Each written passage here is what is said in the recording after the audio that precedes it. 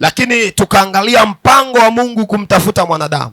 Nikasema mpango wa Mungu kumtafuta mwanadamu ulianza immediately mwanadamu alipomkosea Mungu. Katika sura ya 3 kuanzia mstari wa 1 hadi mstari wa 9.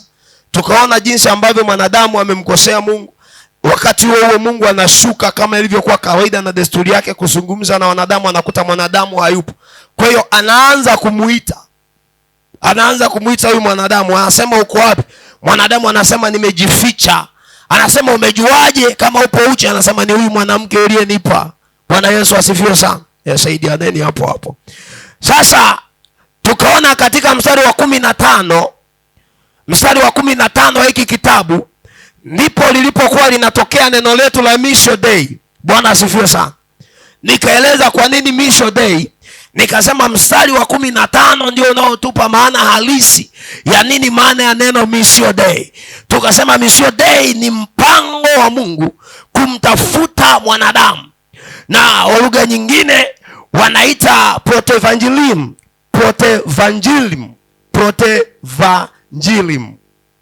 Bwana asifiwe sana.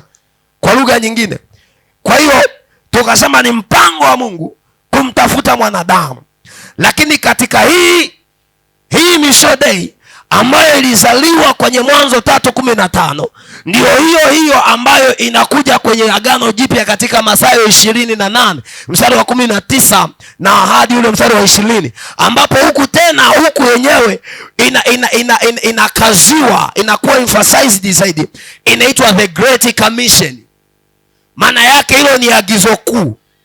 Kwa hiyo sisi kuabudu kwetu tunakoabudu hapa, yani vyovyote tunavyoweza tukafanya, kanisa lolote ambalo linamwabudu Kristo, kanisa lolote lile ambalo linamwabudu Kristo, main theme au lengo kuu ambalo linatakiwa kuwepo ni kusimama kwenye hili neno, yani pamoja na vitu vingine vyote. Na ndio maana nawaambiaga kwamba sisi kanisa hatujapewa wito wa kuhubiri injili za upokeaji wa baraka.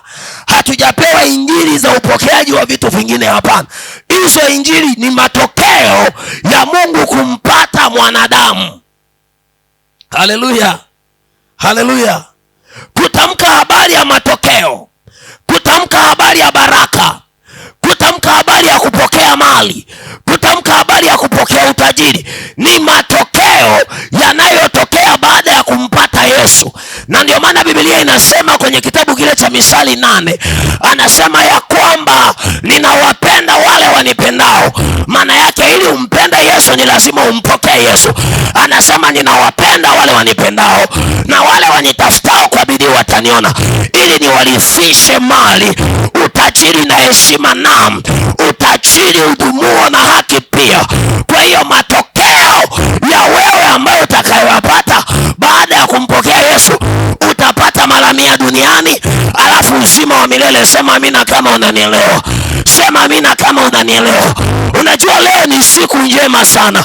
Ni siku ya kukumbuka ukombozi. Sio kwamba tunakombolewa leo, hapana. Tulishakombolewa miaka 2 iliyopita. Leo tunakumbuka tu, tunaadhimisha. Jana juzi nikawa naongea na Ana, aliuliza swali moja. Nikamwambia huwa tunasherehekea sikukuu za uhuru uliopatikana mwaka 61. Sio kwamba ndio tupo uhuru leo. Hapana, tulishapata uhuru mwaka 61 uliopita. Leo tunakumbuka tu ya kwamba tulipata uhuru.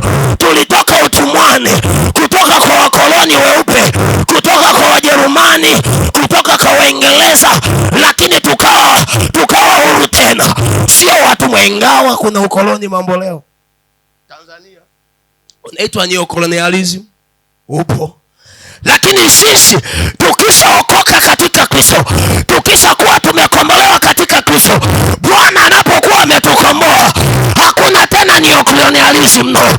Hakuna tena ukoloni mambo leo.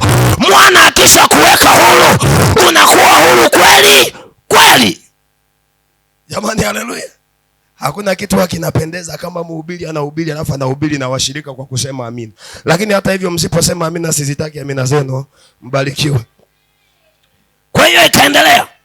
Tukaona sadaka ya upatanisho katika Agano la Kale. Bwana Yesu asifiwe sana. kwa sababu somo letu lilikuwa linalenga kueleza habari ya sadaka ya upatanisho, na nikaeleza jinsi gani ambavyo sadaka ya upatanisho ilikuwa inapatikana kwenye Agano la Kale, na nikaeleza wahuni hawa wa duniani hawa ambao wameanzisha sadaka zao za kujimalisha, ambao wameanzisha maji yao ya upako na maji ya baraka, ambao wanahubiri injili za kiunihuni. Nikasema walitoka wapi? Na wanasimamia maandiko. Ukiwaangalia, mimi kuna kamanda mmoja ambaye anajulikana sana, nilikuwa namfuatilia, alikuwa akisimama kufunua maandiko katika kile anachokiamini, anafunua maandiko ya kweli. Lakini nilipopata ufunuo ya kwamba maandiko yote aliyokuwa anayafunua na kile alichokuwa anakieleza, alikuwa anaeleza habari ya kivuli cha mambo yajayo, ambayo ndio mambo haya ya sasa, ambayo ni Yesu Kristo, ambaye ni Bwana wangu Yesu aliyekufa msalabani, ambaye akasulubiwa kwa ajili ya dhambi zangu. Yale mambo wanayoyasoma wao, Biblia inaniambia hayakuweza kumaliza dhambi, hayakuweza kumaliza tatizo la dhambi. Ndio maana yalikuwa yanaitwa Yom Kippur. Yom Kippur maana yake siku ya upatanisho. Na tukaona udhaifu uliokuwa unapatikana kwenye hizo sadaka, tukaona ya kwamba ulikuwa unarudiwa mara kwa mara kila mwaka. Na ndio maana leo wanaitisha makongamano ya ukombozi, wanaitisha makongamano ya kununua maji na mafuta. Lakini sadaka ya mpatanishi ilitolewa mara moja, kazi ya ukombozi ikakamilika. Ilitolewa mara moja, tukafunguliwa kutoka kwenye vifungo.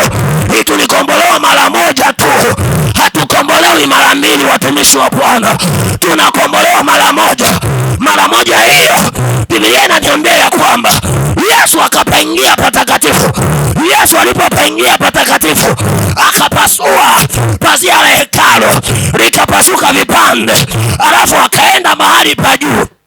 Biblia inasema alipoenda mahali pa juu, alienda mahali pa chini sana. Alipoenda mahali pa chini, akachukua funguo za mamlaka, akachukua funguo za mauti na kuzimu. Wa kitabu cha Ufunuo Yohana 1:18 anasema, mimi ni yeye yule aliye hai, ambaye nilikufa lakini tena naishi, lakini nilienda kuzimu, nikachukua funguo za mamlaka, nikachukua funguo za mauti na kuzimu, na sasa tunaishi tena. Nataka nikwambie, zile funguo za mamlaka zilizochukuliwa na Bwana katika kile kifo cha msalaba, wakati wa ile sadaka, ulitutoa kwenye vifungo, ulitutoa kwenye laana za mababu, ulitutoa kwenye laana za ukoo, ulitutoa kwenye madhabahu za ukoo, ulitutoa kwenye madhabahu za familia. Hatuitwi tena watumwa, tunaitwa wana wa Mungu. Hatuitwi tena watumwa. Wewe mtumishi wa Bwana ameimba wimbo nipo huru, tuko huru sisi. Na ndio maana Biblia inasema, wapendwa, tu wana wa Mungu. Kwa hiki kifo cha msalaba, tu wana wa Mungu, japokuwa bado haijadhihirishwa jinsi itakavyokuwa yakapapapa, lakini itakapothihirishwa tutafanana naye, ili tupate ukamilisho katika Yesu. Sema amina kama unanielewa. Sadaka za Agano la Kale, sadaka za upatanisho za Agano la Kale hazikuweza kumaliza tatizo la dhambi, zilifunika dhambi. Nikawaambia, nikasema kuna kitu kilikuwa kinaitwa kafara. Kafara maana yake ni sadaka ya wanyama iliyokuwa inatolewa. Na nikatoa maelekezo, nikasema zilikuwepo sadaka za aina mbili. Ilikuwepo sadaka ya ng'ombe. Hii sadaka ya ng'ombe ilikuwa inatolewa kwa ajili ya kuhani, kwa ajili ya mchungaji na familia yake. Maana yake ili aende kuwapatanisha wengine, ni lazima yeye apatanishwe kwanza. Alafu zilikuwa zinatolewa sadaka nyingine mbili, ambapo kulikuwa kuna mbuzi wawili. Mbuzi wa kwanza alikuwa anachinjwa, alafu anaenda ile damu yake inapelekwa madhabahuni. Alafu mbuzi wa pili alikuwa anaitwa ni mbuzi wa Azazeli. Huyu mbuzi wa Azazeli alikuwa anapelekwa jangwani, alafu kuhani anaweka mikono yake juu. Sikiliza hii nadharia iliyokuwa inasema baada ya kuhani kuweka mikono yake juu ya yule mbuzi, dhambi za ninyi wote zinahamia kwa mbuzi. Lakini ninafurahishwa na Biblia Bwana kwenye kitabu cha Waebrania anasema, maana haiwezekani damu ya kondoo, damu ya wafahari kuondoa dhambi. Ni lazima damu ya Yesu Kristo ndio iondoe dhambi Bwana. Hakata paradaba. Unajua kwa nini nina moto? Kwa sababu nilikombolewa kwa hii damu ya Yesu. Nipo huru kwa sababu ya hii damu ya Yesu. Nina ujasiri kwa sababu ya hii damu ya Yesu. Kuna nyakati ninapita mahali fulani sikustahili kupapita kwa sababu ya damu ya Yesu. Kwa tukaona udhaifu, tukaona inarudiwa mara kwa mara, tukaona kuhani mwenyewe ana udhaifu, tukaona ile damu yenyewe haina thamani sawa na thamani ya wanadamu. Kwa hiyo akatakiwa atoke mtu mmoja ambaye alikuwa anaitwa Yesu Kristo, ili yeye aje kuwa mbadala wa zile sadaka. Yesu Kristo, sikiliza, Yesu Kristo alikuja duniani awe mbadala wa kondoo, awe mbadala wa mbuzi, awe mbadala wa maji ya upako, awe mbadala wa mafuta ya upako, awe mbadala wa leso, awe mbadala wa vitambaa, awe mbadala wa kila visaidizi vya kiroho. Aliviharibu vyote, akavifanya havina maana. Damu yake peke yake sasa ndio inayotufanya imara. Agano la damu yake ndilo linalotufanya shujaa. Hii agano la hii damu inapoingia mahali kuachilia ukombozi, na kwambia inaenda kuvunja viambaza, inaenda kufuta hati za mashitaka. Damu za wanyama hazikufuta hati ya mashtaka, lakini Yesu alipoingia, yeye alienda kufuta hati ya mashitaka. Hatudaiwi tena, tupo huru kwa gharama ya damu ya Yesu, kwa gharama ya mwana wake.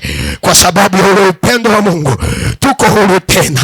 Hatupo tena kwenye vifungo, hatupo tena kwenye kongwa za utumwa, hatuko tena kwenye vifungo vya familia. Tunapokuwa tunaizungumzia damu ya Yesu, tunapokombolewa nayo mara moja ni mara moja. Yeye alipaingia mahali patakatifu pa patakatifu mara moja. Lakini sikiliza nikwambie, nikatoa maelekezo, nikasema wakati huyu kuhani anatoa sadaka katika ile hema, kulikuwa na sehemu ya kwanza, ambayo hiyo sehemu ya kwanza ilikuwa ni hema ya kawaida tu. Hapo katikati palikuwa na vitu vya kawaida, Hapo ndipo palipokuwa panahifadhiwa hivyo vitu, sijui makerubi na manini.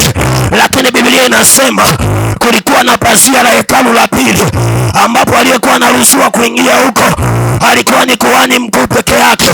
Babaibu asingeruhusiwa, Emanueli asingeruhusiwa, wala Eliza asingeruhusiwa, wala Pasco asingeruhusiwa. Alikuwa anaruhusiwa tu aingie mtu mmoja kutoka kwenye kabila moja.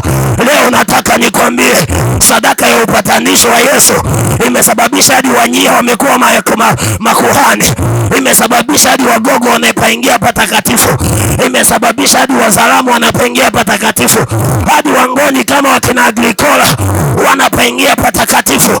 Lakini kipindi cha Agano la Kale Bwana, hapana, lilikuwa linaingia kabila la Lawi tu peke yake ndio wanaoingia. Lakini Yesu akaja kumaliza hiyo kesi. Lile pazia la hekalu alipokuwa nakata roho, likagawanyika vipande viwili. Linapogawanyika vipande viwili, patakatifu pa patakatifu, ambapo si kawaida ya ibada za binadamu, panapunguka. Wote tuna haki ya kupaingia, wote tunafanyika wana wa Mungu. Tumeshahamishwa ukuhani, tumeshahamishwa ufalme, si tena wale wa duniani. Tunaitwa ukuhani mtakatifu wa Mungu Baba, tunaitwa wana wa kifalme, watoto wa miliki ya Mungu. Sisi ni maprinsi, nyinyi ni maprincess. Tunausherekea na kufurahia ushindi, kwa sababu pazia la hekalu lilivunjika vipande. vipande vipande. Sema amina kama unanielewa. Aise. Hey, patakatifu pa patakatifu, patakatifu pa patakatifu palivunjwa, palibomolewa. Palibomolewa. Sasa tunaishi katika neema mpya. Hatuishi tena katika agano la kale. Hatuishi tena kwenye zile sadaka wanazosema sadaka za kujimaliza. Hatuishi tena kwenye hizo. Hatuishi tena kwenye visaidizi. Tumeshatoka huko. Sema amina kamanda kama unanielewa. Sema amina kama unanielewa. Sisi tunayo mkipuru yetu. Sisi tunayo mkipuru ya agano jipya. Hiyo mkipuru ya agano la kale ilikuwa inarudiwa kila mwaka, lakini sisi ya kwetu imebaki kwa ukumbusho. Tuliona kwenye kitabu cha Kutoka 12 Bwana Mungu anawaambia, anasema mnifanyie Pasaka, na Pasaka hii itakuwa ni siku ya ukumbusho. Pasaka hii itakuwa ni siku ya ukumbusho kwenu ninyi na vizazi vyenu. Tunachokifanya leo sio kwamba tumekombolewa leo, hapana. Tulishakombolewa, tupo huru, tumepona miaka 2 iliyopita. Leo tunakumbuka tu. Sema amina kama unanielewa. Leo sisi tunakumbuka tu. Ukombozi ulishapatikana. Bwana asifiwe. Ukombozi ulishapatikana. Sisi leo tunakumbuka tu. Oh my God. Tunakumbuka tu. Huo ulikuwa ni udhaifu. Lakini tukawa tunaangalia sasa saizi Yesu kama sadaka ya upatanisho. Ngoja nikwambie, mwanakondoo asichukuae dhambi za ulimwengu, mwanakondoo asichukuae dhambi za mataifa. Nilikwambia nikasema hivi, sifa ya huyu mpatanishi huyu, sifa ya hii sadaka ya mpatanishi yenyewe inapokupatanisha, haiangalii mashitaka, haiangalii makosa uliyoyafanya, haiangalii matatizo yako, haiangalii umetenda kosa la uhaini kiasi gani. Sikiliza nikwambie, leo Tanzania kuna watu wamefanya makosa ya uhaini, wapo gerezani na wengine wanaenda kumaliza mwaka mmoja. Nataka nikwambie, kesi zao zinaendelea mahakamani kila inapoitwa leo. Wakija wapatanishi wao wanashikashika tu majarada, uhuni tu, wanafunika kesi imeahirishwa. Ngoja nikwambie wewe, Yesu Kristo anamaliza kesi hapo hapo. Kesi yako inaisha hapo hapo. Kule kwa kusema tetelestai, anaposema imekwisha, kesi yako inaisha hapo hapo. Kwake hakuna kupostpone, kwake hakuna kuahirishwa kwa kesi. Kama ni kesi ya umauti inaahirishwa, kesi ya umateso inaahirishwa, kesi ya kufilisiwa inaahirishwa, kesi ya kukataliwa inaahirishwa, kesi ya kutokuendelea inakwisha hapo hapo, inakwisha hapo hapo. Yesu Kristo damu yake inamaliza kesi zote.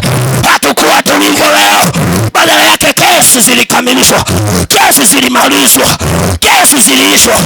Sema amen. Kesi zetu ziliisha.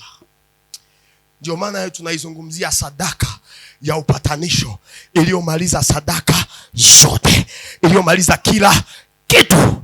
Haleluya, haleluya. Kwa hapa nitakukimbiza haraka maana hizi habari tumejifunza sana. Tumejifunza huko kwenye siku ya Christmas, tumejifunza huko, tumeziangalia hizi habari za kuzaliwa. Sasa ahadi ya kuzaliwa inatabiriwa sasa. Ahadi ya huyu kamanda kuja, huyu kamanda Yesu Kristo.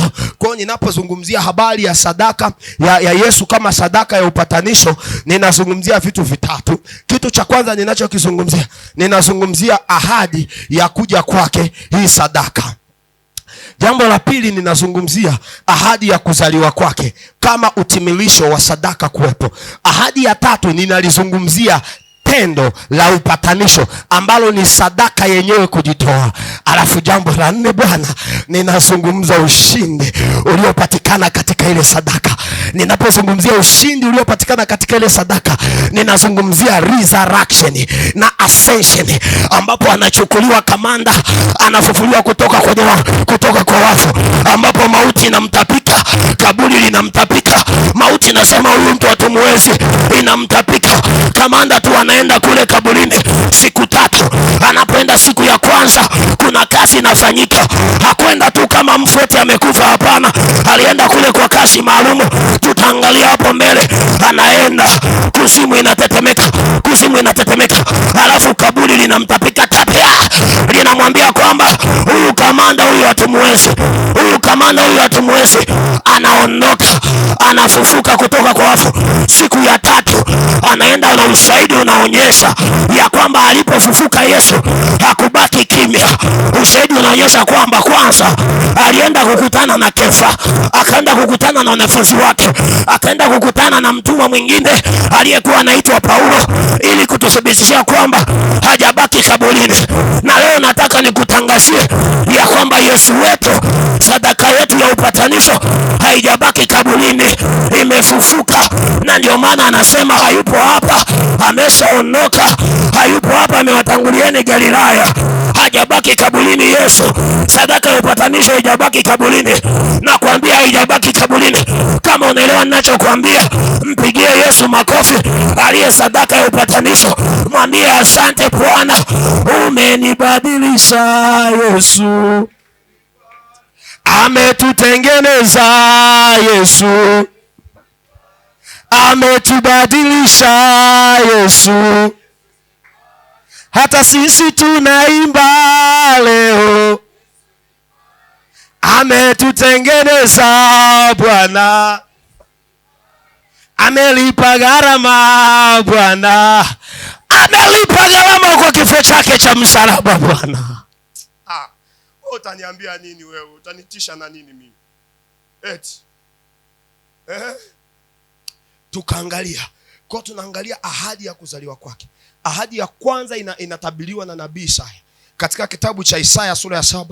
Hivi vitu utasoma mwenyewe. We andika tu, andika. Ahadi ya kuzaliwa kwake Isaya 7 mstari ule wa 14, lakini Isaya 9 mstari ule wa 6 na Mika 5 mstari wa 2. Kamanda andika haraka haraka, mtumishi wa Bwana. Isaya 7 mstari wa 14, lakini Isaya 9 mstari wa 6 na Mika 5 mstari wa 2. Ahadi ya kuzaliwa kwa Yesu Kristo kwa ajili ya kuikamilisha au kukamilisha upatanisho, kama sadaka ya upatanisho inatokea hapo. Jambo la pili, nimezungumza habari ya kuzaliwa kwake. Habari ya kuzaliwa kwake nimezungumza habari ya utimilifu. Siku ile nikawa nimeeleza mambo kadhaa kwenye kitabu hiki cha Mwanzo sura ile ya 3 mstari wa 13. Nikasema kwamba Yesu alianza kutabiriwa kwanza kwenye kitabu cha Mwanzo. Haleluya, kamanda wa Yesu. Haleluya, mtumishi wa Bwana. Dada Eliza, haleluya, haleluya, haleluya.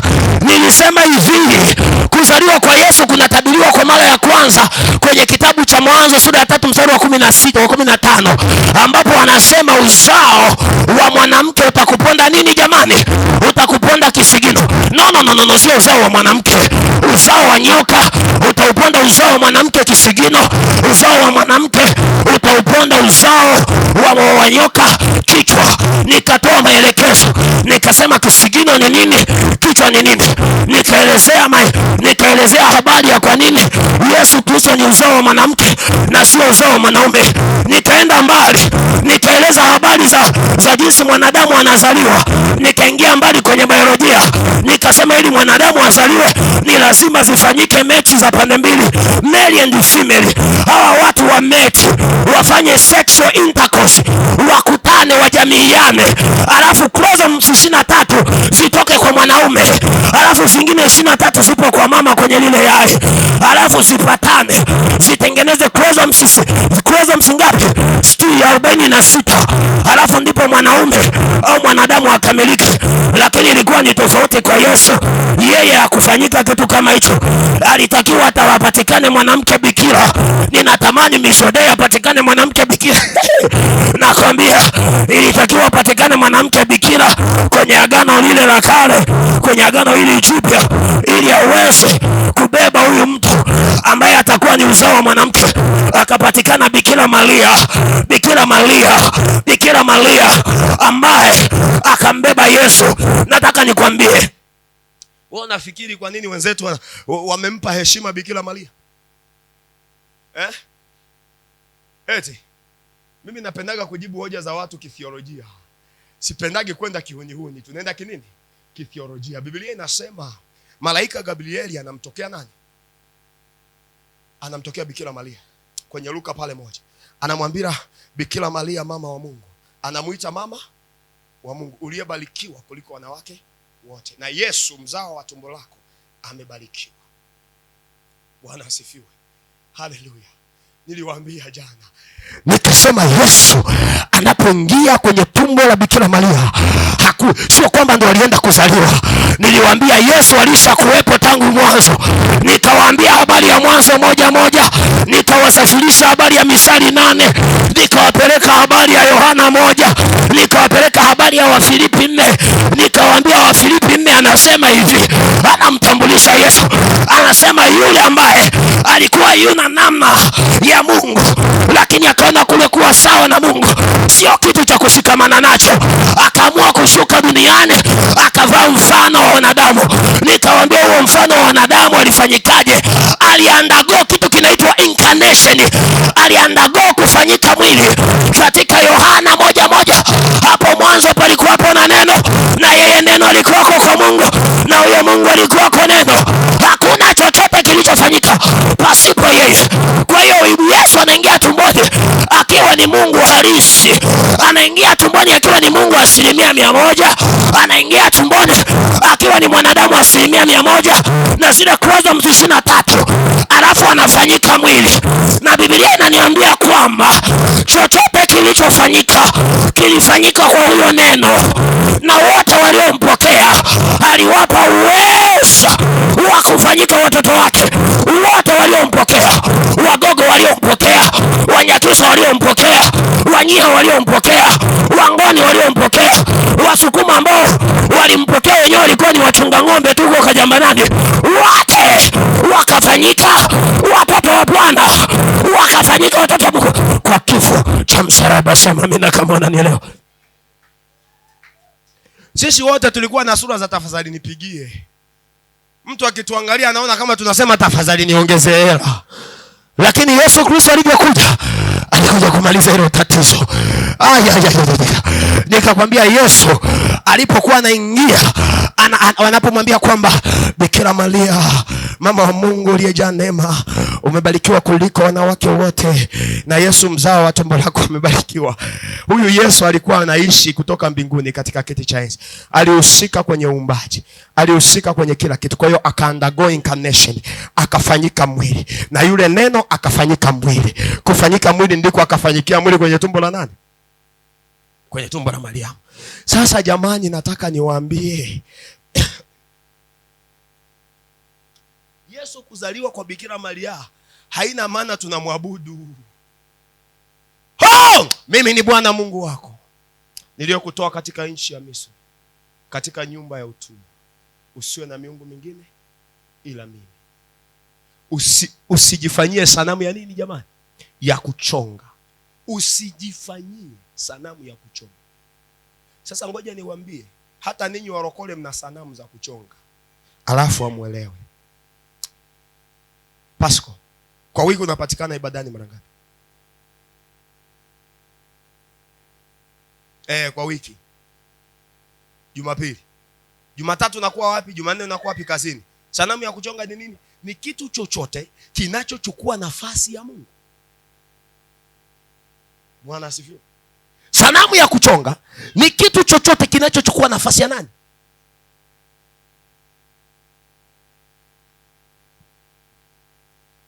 Anayestahili kuabudiwa ni nani? Ni Mungu peke yako. Wewe peke yako twakuabudu. Wewe ni Mungu, hakuna kama wewe. Wewe ni mfalme. Anasema umeketi mahali pa juu palipoinuka. Wewe ni mfalme. Mimi ndimi njia ya kweli na uzima. Yeyote anayetaka kwenda kwa Baba lazima apite kwa mimi. Yohana 17:3 anasema, na uzima unanguna upumbavu wa Mungu na hekima zaidi ya wanadamu. Na ndio maana kuna mahali anasema, wenye hekima umewaficha mambo haya, umeyafunua kwa watoto wachanga. Watoto wachanga ni wewe. Na ndio maana kuna mahali pengine anasema, kama watoto wadogo mliozaliwa sasa, yatamanini maziwa ya akili yasiyogoshiwa, ili mpate kuukulia wokovu. Maana yake sisi ndio tuliokilimiwa na kupendelewa na Bwana. Hatukulipia neema, hatukulipia wokovu Bwana wewe. Kwa nini uendelee kuteseka sasa? Eti wewe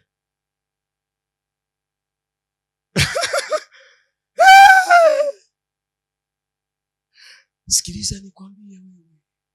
Ngoja nikwambie mtumishi wa Bwana. Kamda na kenyuka na kimbia jamani. Ngoja nikwambie kitu uelewe. Biblia inasema wenye hekima wamefichwa hekima hii. Alafu mambo haya yamefunuliwa kwa watoto wachanga. Watoto wachanga ndio kama sisi, wenye hekima na madigrii yao na ma-PhD yao wamepotea. Sikiliza nikwambie, ukipotea njia utaelekezwa. Lakini ukipotea kitu kinachoitwa imani, hamna wa kukuelekeza, hamna. Kipindi hicho nipo Moravia ni bwana. Mtu alikuwa hawezi kaniambia kitu. Tulikuwa tunaimba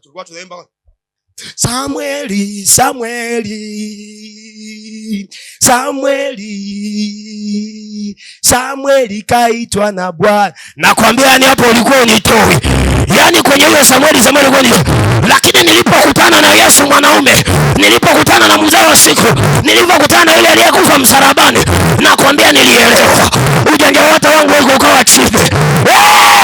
Anapoingia huyu mwanaume huyo, yeye amemaliza yote. Unajiita mshika dini, sisi tulishika dini. Nilikuwa naongea na mzee. Na mzee wa kanisa jana tunaongea habari za kanisa letu zuri. Anaelewa vya dini wao. Ama nenda huko. Kwa nini Yesu alizaliwa? Nilisema hivi. Kwa nini Yesu alizaliwa? Haleluya. Kwa nini Yesu alizaliwa? Kitu cha kwanza niliwaambia. Nilisema habari ya aliyekuwa, naomba mnisikilize watumishi wa Bwana. Haya maswali mnaweza mkakutana nayo huko duniani. Nilisema hivi, katika agano, nikasema hivi, katika agano la kale, aliyekuwa anatakiwa kutoa dhabihu, aliyekuwa anatakiwa kutoa sadaka ni nani? Ni kuhani. Na si kila mtu alikuwa ni kuhani. Makuhani walikuwa wanatoka kwenye familia maalum na ukoo maalum. Ulikuwa unaitwa ukoo wa nini? Walawi. Na huu ukoo ndio uliokuwa ni ukoo wa kikuhani peke yao. Alafu kulikuwa na ukoo mwingine ulikuwa unaitwa ukoo wa Yuda. Ukoo huu wa Yuda walikuwa wanatoka wafalme peke yake.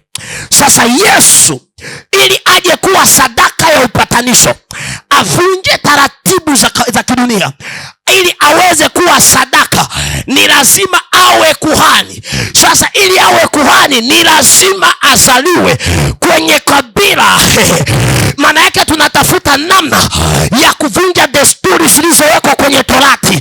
Ili huyu kamanda aje kutoa sadaka ni lazima azaliwe kwenye kabila la Yuda.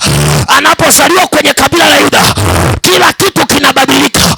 Nikasema namna ya utoaji wa sadaka inabadilika. Sadaka za kidunia zilikuwa zinatolewa kwenye tabernacle.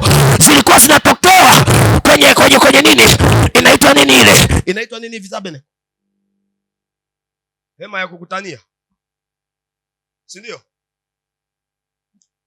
Niliwaambia jamani mjue Kiingereza.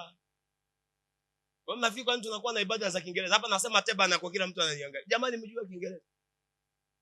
Mkasome. Kuna English course pale chuoni pale. Kuna English course pale kanisani pale. Chuoni pale kuna course ya English course mwaka mmoja. Haleluya, haleluya. Haleluya, haleluya. Haleluya, haleluya makamanda. Nikawaambia nikasema ile sadaka ilikuwa inatolewa kwenye hema ya kukutania. Aliyekuwa anaingia pale ni kuhani tu. Sasa ile ilikuwa ni kawaida ya kibinadamu. Sasa ili utaratibu ubadilike, Yesu anazaliwa kwenye kabila la Yuda.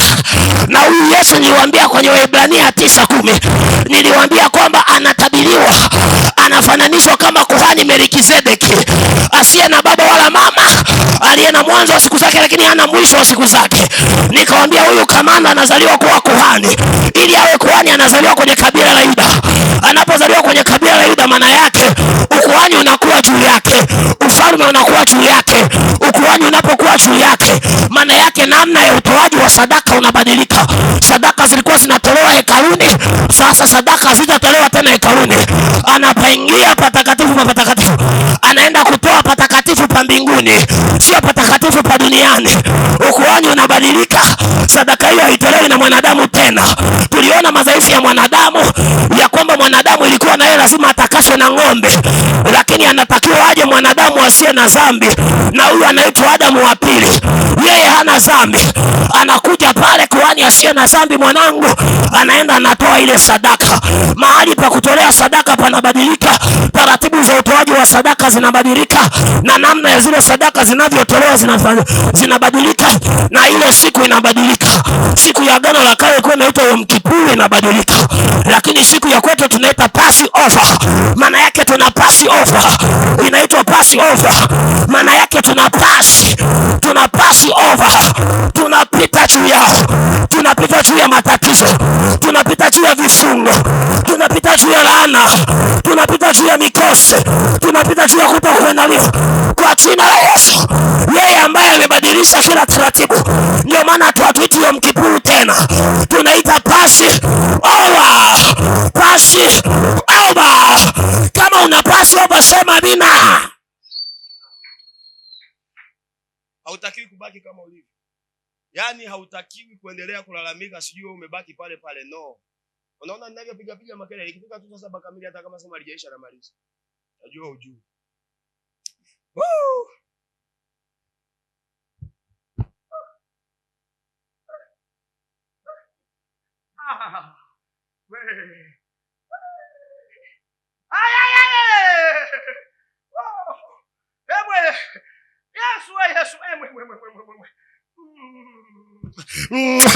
Yesu.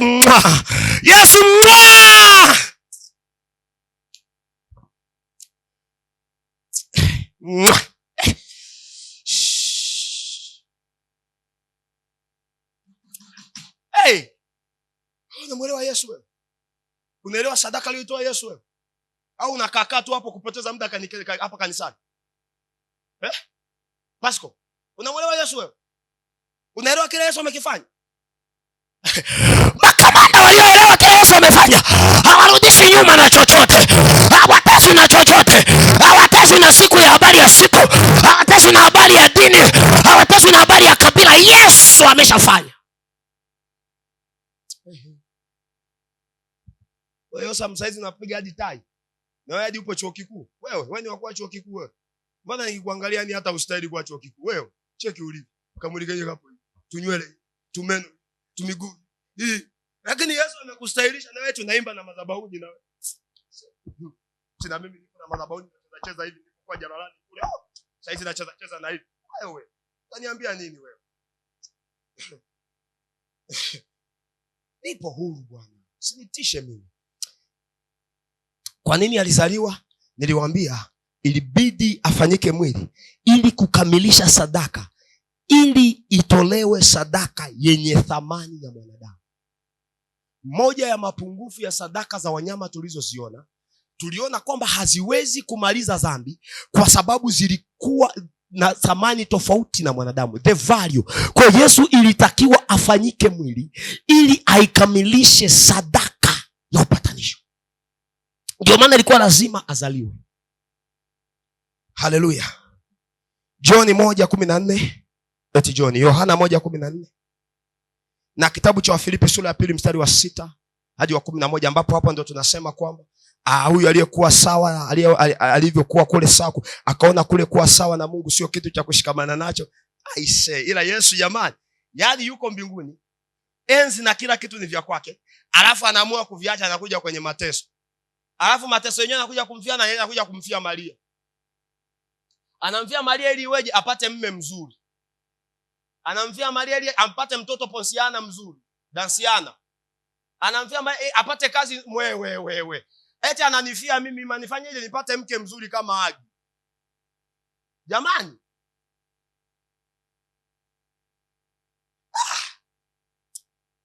Upendo wangu na Yesu hauna mipaka. Ningekuwa najua kuimba mimi.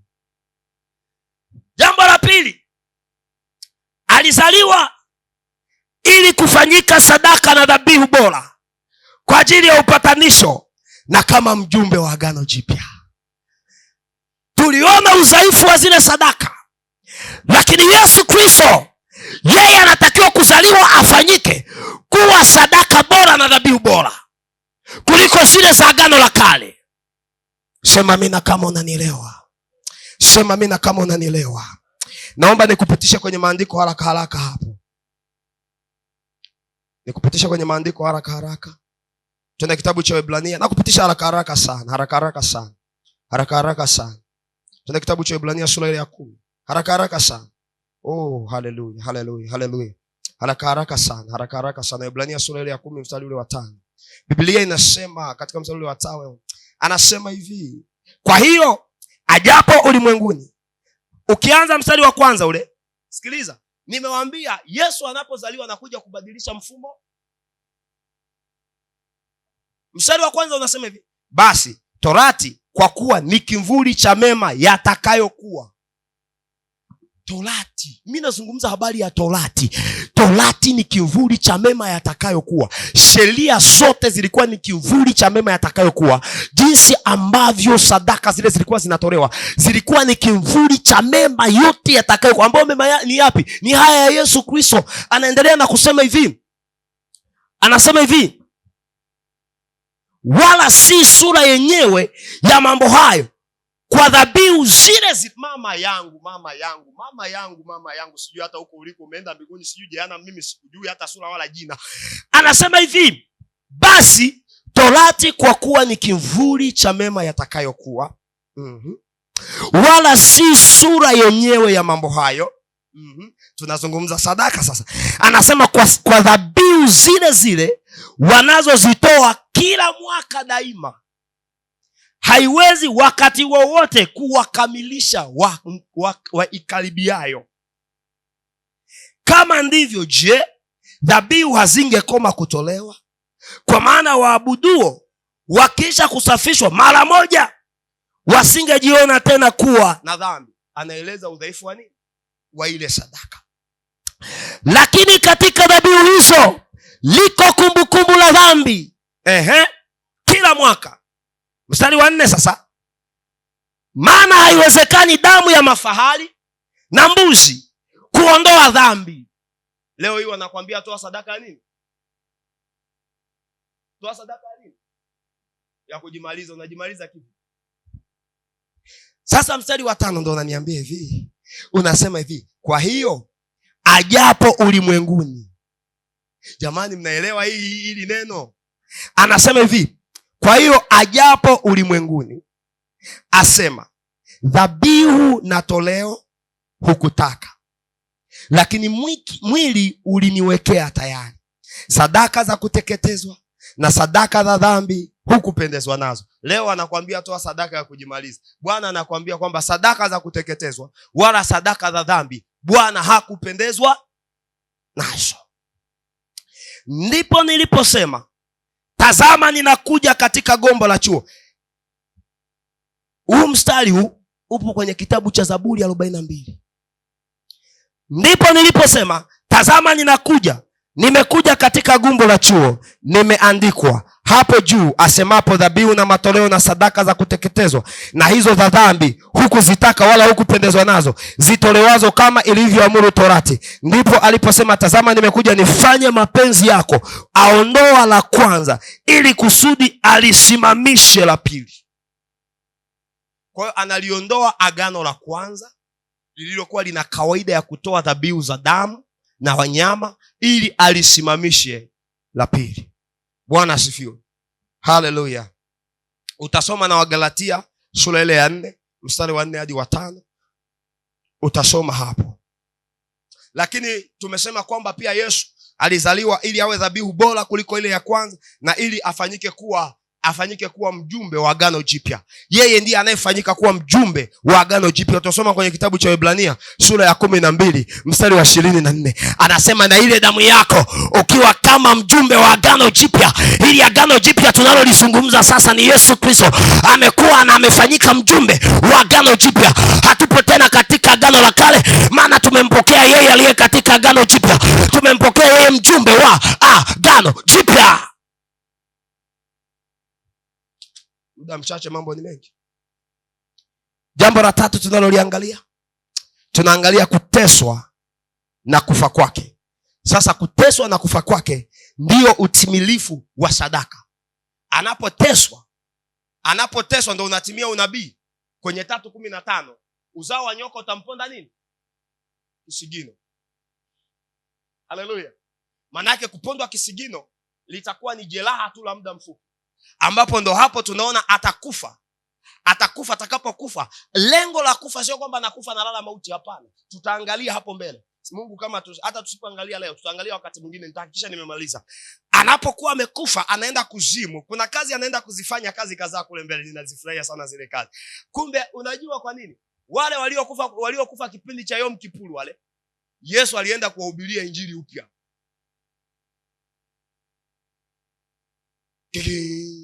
Picha linaanza movie Arnold Schwarzenegger, Baba Jeni. Angalia movie hiyo mwanangu.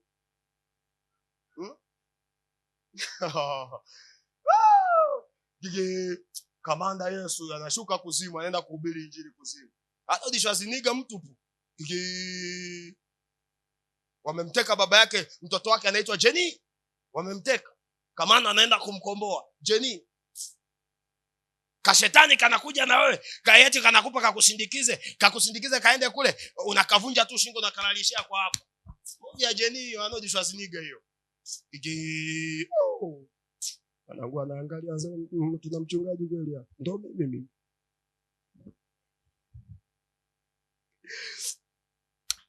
Kwa hiyo kama jinsi ambavyo ilitabiriwa, ndivyo ambavyo inatokea kuteswa. Na mchakato wake unatokea hapa. Isaya 53 niliwaambia watumishi wa Bwana. Hebu naomba siku moja ukiwa una muda, kaa usome Isaya 53. Mimi nikiwaga naisoma hii naonaga hadi machozi yanaanzaga kunitiririka. Anasema aliyabeba masikitiko yetu. Isaya 53 kuanzia mstari ule wa 3 na kuendelea hadi mstari wa 7. Anasema hakika aliyabeba masikitiko yako. Sasa hapo usiseme masikitiko yetu, jiweke hakika aliyabeba masikitiko yangu. Hebu naomba tusome hapa. Tunamzungumzia yule aliyefufuka. Naomba tusome hapa. Na nimebakiwa na dakika 17 pekee. Na ninawahakikishia hasitazidisha sekunde wala dakika. Bwana asifiwe sana. Hivi nimesema nini vile? Mara ameanza kuzeeka, nimeanza kuzeeka. Apenda miaka 30. Mstari wa 3 pale. Sikiliza. Naomba nisikilize. Ninatamani hata ikiwezekana tuishie hapa sana. Anasema hivi. Alidharauliwa na kukataliwa na watu, mtu wa huzuni nyingi, ajuaye sikitiko, na kama mtu ambaye watu humficha nyuso zao. Alidharauliwa wala hatukumhesabu kuwa kitu. Sikiliza sasa.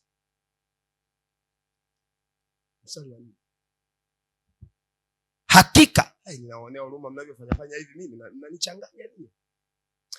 Hakika ameyachukua masikitiko yetu. Hivi tunayafahamu masikitiko? Wangapi wamewahi kusikitika? Kila mtu hapa amewahi kusikitika. Lakini Yesu ameyachukua masikitiko yetu. Hebu yafikiria yale masikitiko yale. Kuna siku Jumapili Pasco alikuwa anaimba wimbo hapa. Kuna watu nilikuwa naona wanacheka wanafurahi, lakini mimi hamuelewi nini. Hakika ameyabeba masikitiko yetu. Masikitiko yetu Yesu ameyabeba. Yesu, sikiliza, amejitwika huzuni zetu. Yaani sisi hatutakiwi kuwa na nini? Hatutakiwi kuwa na huzuni. Maana Yesu amejitwisha hizo huzuni. Lakini tulimdhania ya kuwa amepigwa na Mungu na kuteswa. Mstari wa 5 unasema, bali aliyejeruhiwa kwa makosa yetu. Yaani makosa umefanya wewe, lakini anaenda kujeruhiwa mtu mwingine. Bali aliyejeruhiwa kwa makosa yetu, alichubuliwa kwa maovu yetu, adhabu ya amani yetu. Yaani sisi tunapofanya vitu tunaona ni amani, tunazini, tunawavua sketi, unaona, tunakunywa pombe, sisi tunafurahia. Adhabu ya amani yetu inakuwa juu ya mtu mwingine. Unapotenda dhambi tunafurahia, alafu sasa ile furaha yako inakuwa juu ya mtu mwingine.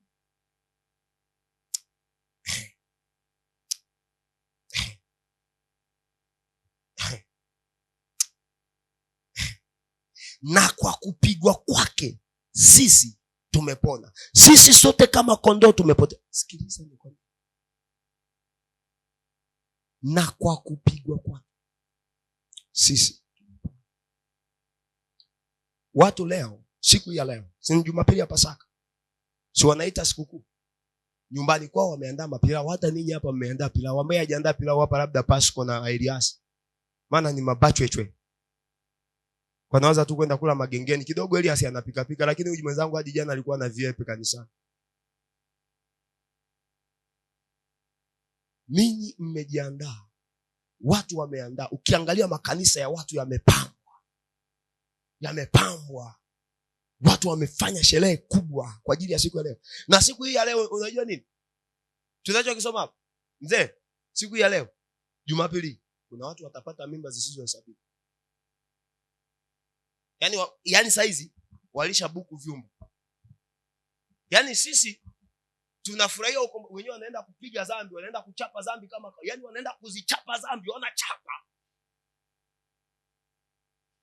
Yaani walishakula miadi. Mida ya wanga jioni tunaenda kumalizia Pasaka.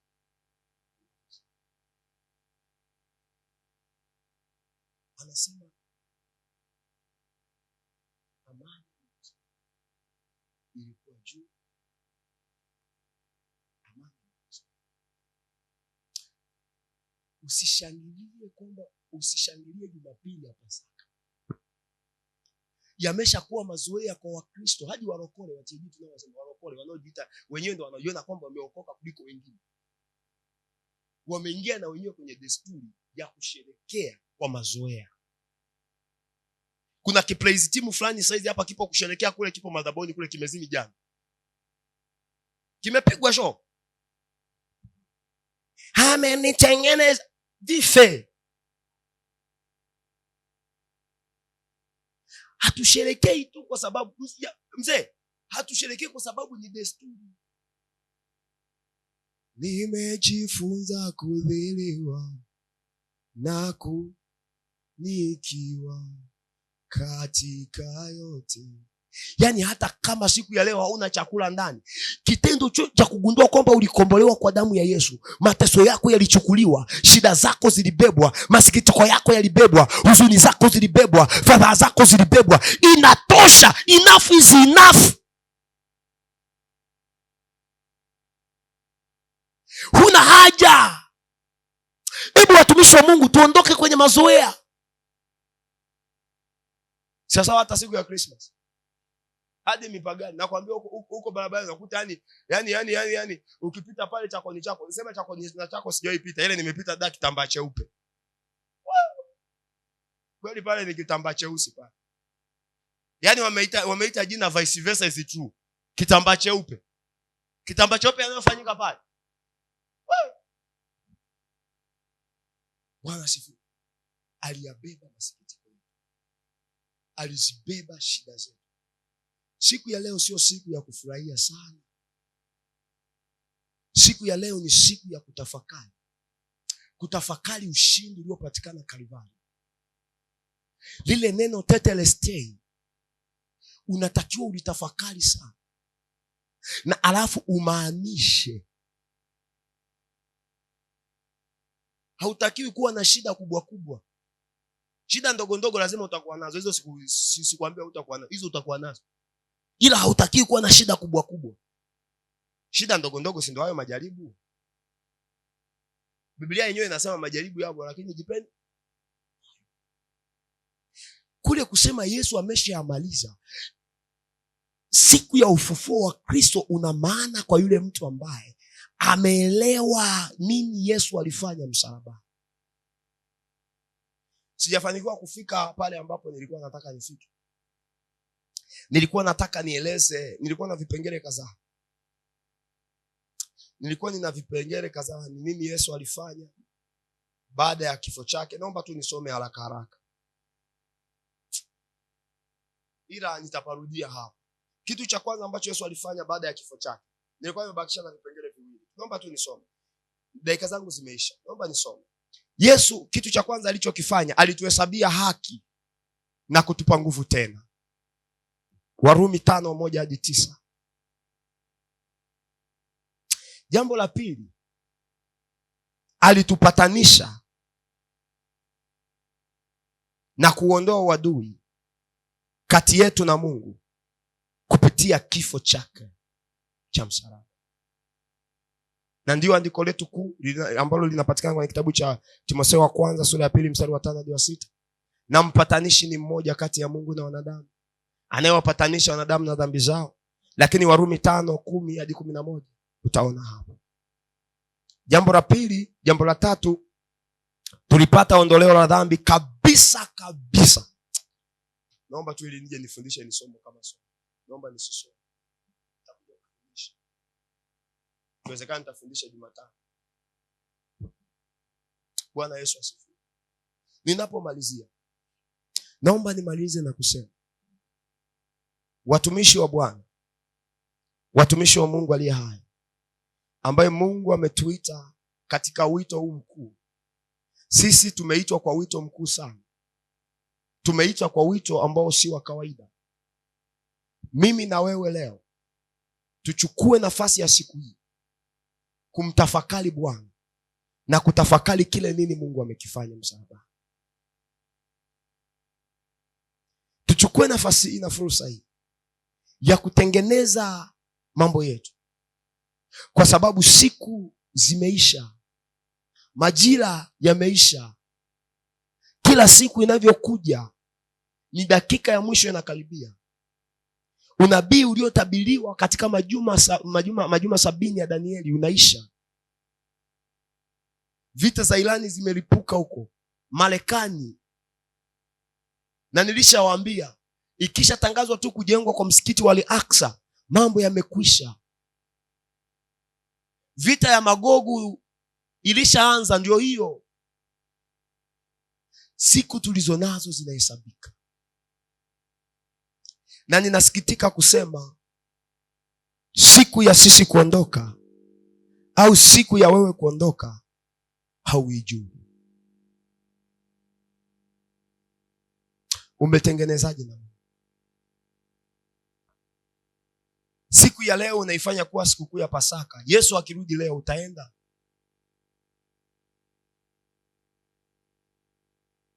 Sikukatazi kufurahia, hapana.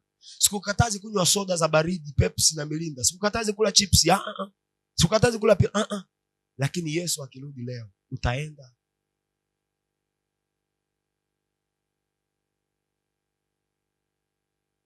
Hakuna neno linalonitisha katika utumishi ninaofanya kama neno moja katika Biblia: depart away from me, I don't know you. Mchungaji, Mungu, mbona nililihubiria kanisa la Mishodei, nilikuwa napiga kelele hadi natoa jasho, hadi najifuta na leso hivi, sio nitakuwa na leso. Anasema ondoka kwangu, sikujui. Mbona nilikuwa ninaombea watu wanapona, anakwambia ondoka kwangu, sikujui. Mbona nilikuwa nikiwekea mikono wagonjwa wanapona, anakwambia wewe, nimekwambia ondoka kwa sijui. Yaani Yesu kama sijui, mimi sijui kama anakuaga na anasema wewe mpumbavu, ondoka kwangu, sikujui. Mimi sijui. Je, wewe ni aina gani ya mwanawali? Kati ya wale 5 wapumbavu au 5 wenye hekima? Umezitunza taa zako au umeziwasha taa zako? Muda huu karibu, bibi harusi, bwana harusi yu karibu kuja. Atakapokuja, taa zako zitaendelea kujaa mafuta. Bwana asifiwe. Siku hii ya leo ni siku, kuna wimbo na upenda, yosa mtanimbishia huo wimbo. Si ujui vizuri, unasema nakumbuka Kalvari. Nakumbuka Kalvari. Unaitwaje? Nitazi namba ngapi?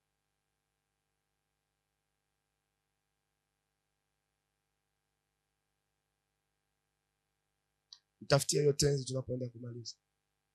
Ninakumbuka Kalvari. Inaitwa ninakumbuka Kalvari, saa 7 kamili. Ninakumbuka Kalvari. Siku ya leo itumie kukumbuka Kalvari. Umeipata? Tenzi namba 22. Kata tu.